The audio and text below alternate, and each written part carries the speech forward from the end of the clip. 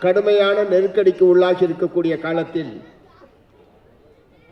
அரிசி என்கிற திரைப்படம் வெளிவர இருப்பது என்பது மிகுந்த முக்கியத்துவம் உடையது. வயிற்றுக்கு சோறுடல் வேண்டும், இங்கு வாழும் மனிதருக்கெல்லாம் என்றான் மகாகவி பாரதி. ஆனால் அரிசி உற்பத்தியாவதற்கு மிக முக்கியமானது நஞ்சை நிலம். ஆனால் இன்றைக்கு நஞ்சை நிலங்கள் வேறு பணிகளுக்கு மாற்றக்கூடிய மாநிலங்களில் முதன்மையான மாநிலமாக தமிழகம் இருக்கிறது என்பதை நான் இங்கே கவனப்படுத்த விரும்புகிறேன்.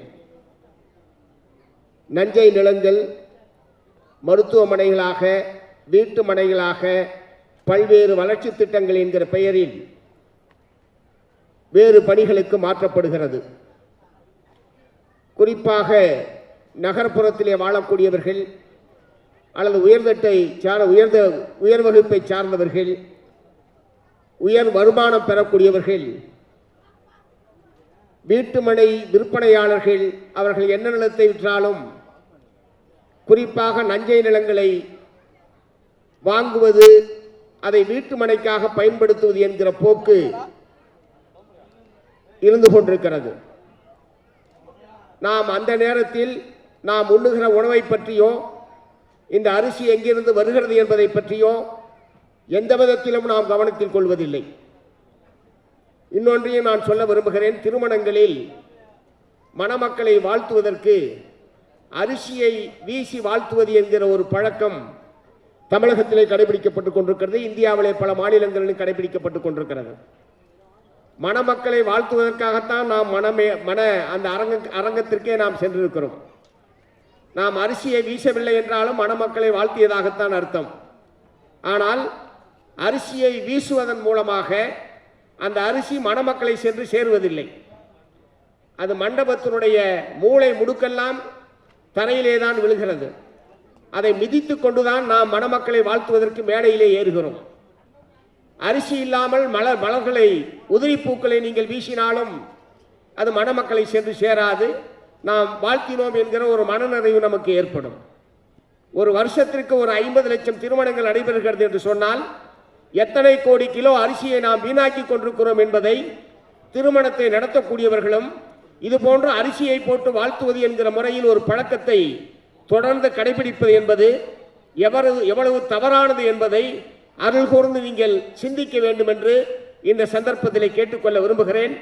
இனிமேல் திருமணம் செய்யக்கூடியவர்கள் திருமண வீடுகளில் அரிசியை வீசி வாழ்த்துவது என்கிற அந்த பழக்கத்தை கைவிடுமாறு இந்த அரிசி திரைப்படத்தின் மூலமாக உங்களையெல்லாம் நான் அன்போடு கேட்டுக்கொள்ள விரும்புகிறேன்.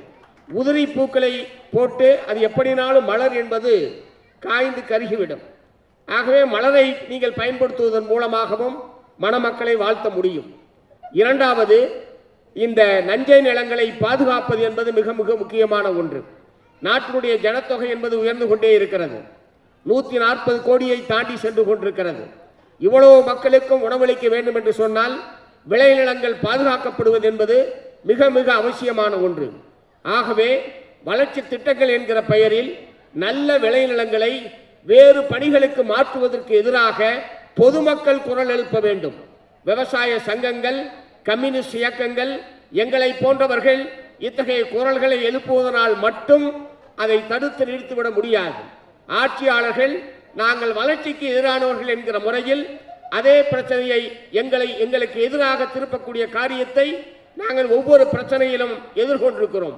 ஆகவே நிலம் நல்ல விளைநிலங்கள் பாதுகாக்கப்பட வேண்டியது எவ்வளவு அவசியம் என்பதை உணர்ந்து பொதுமக்கள் குரல் எழுப்புகிற போதுதான் அதற்கு உரிய அழுத்தம் என்பது ஆட்சியாளர் மத்தியிலே கிடைக்கும். இங்கே இயக்குனர் ஆர்.கே. செல்வமணி அவர்கள் மிக ரத்தின சுருக்கமாக இன்றைக்கு இந்தியா எதிர்நோக்கி கொண்டிருக்கக்கூடிய மிக முக்கியமான ஒரு பிரச்சனையை கவனப்படுத்தினார். சமீபத்தில் இந்திய அரசாங்கமும் அமெரிக்க அரசாங்கமும் ஏற்படுத்தி கொண்டிருக்கக்கூடிய வர்த்தக ஒப்பந்தம் என்பது இந்தியாவில் இருக்கக்கூடிய கோடிக்கணக்கான விவசாயிகளை எப்படியெல்லாம் பாதிக்கும் என்பதை மிக ரத்தின சுருக்கமாக அவர் சொன்னார். இந்தியாவிலிருந்து ஏற்றுமதி செய்யக்கூடிய பொருட்களுக்கு அமெரிக்காக்காரன் 18% வரி விதிப்பான். ஆனால் அமெரிக்காவிலிருந்து இந்தியாவுக்கு வரக்கூடிய பொருட்களுக்கு எந்த விதமான வரியும் இல்லாமல் வரியற்ற வர்த்தகம் என்கிற மிக மோசமான ஒரு ஒப்பந்தத்தை இந்தியாவும் அமெரிக்காவும் செய்து கொண்டிருக்கிறது. வரியே இல்லாமல் அமெரிக்காவிலிருந்து பல கோடிக்கணக்கான டன் வேளாண் விளைபொருட்கள் இந்தியாவிலே வந்து குவிந்தால் இந்தியாவின் முதுகெலும்பு என்று சொல்லக்கூடிய விவசாயிகளுடைய முதுகெலும்பு என்பது முற்றிலும் முறிக்கப்படும் என்பதை உங்களுடைய கவனத்துக்கு நான் கொண்டு வர விரும்புகிறேன்.